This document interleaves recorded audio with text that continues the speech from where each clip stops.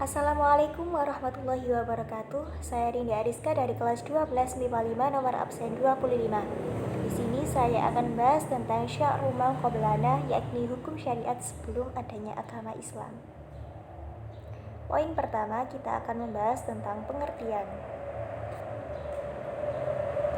Sya'ru ma qablana berasal dari kata syara'a dan qabl. Syar'u atau syir'a yaitu sebuah aliran air, sebuah agama hukum syariat qablana sebelum adanya Islam.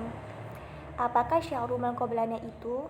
Sya'ru ma qablana ialah syariat yang diturunkan Allah kepada umat sebelum umat Nabi Muhammad SAW, seperti pada ajaran Nabi Musa, Isa, Ibrahim, dan lain-lain. Poin kedua yaitu bagian-bagian sya'ru ma qablana yang dibagi menjadi dua bagian. Bagian yang pertama, setiap hukum syariat dari umat terdahulu namun tidak disebutkan dalam Al-Quran dan Al-Sunnah. Ulama sepakat bahwa macam pertama ini jelas tidak termasuk syariat kita. Yang kedua, setiap hukum syariat dari umat terdahulu namun disebutkan dari Al-Quran dan Sunnah.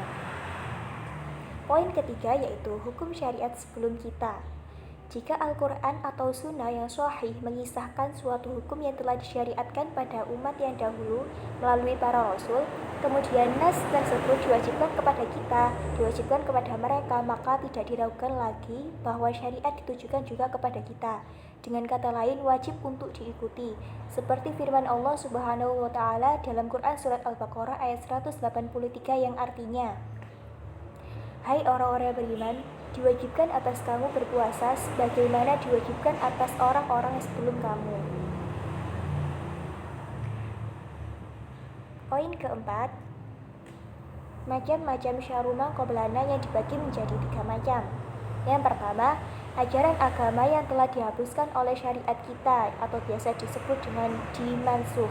Yang kedua, ajaran yang ditetapkan oleh syariat kita. Dan yang terakhir, ajaran yang tidak ditetapkan oleh syariat kita. Maka pada dasarnya syariat yang ditetapkan kepada umat terdahulu dapat dikatakan relatif yang wajib diikuti oleh umat Nabi Muhammad.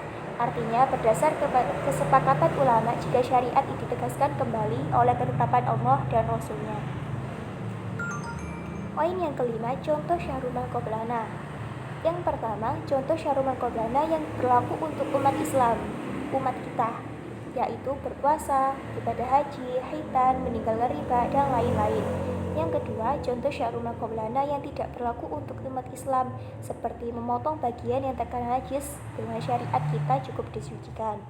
Diharamkan segala binatang berkuku bagi umat Nabi Musa, menebus dosa atau taubat dengan nyawa sebagaimana disyariatkan kepada Nabi Musa. Sekian, terima kasih. Wassalamualaikum warahmatullahi wabarakatuh.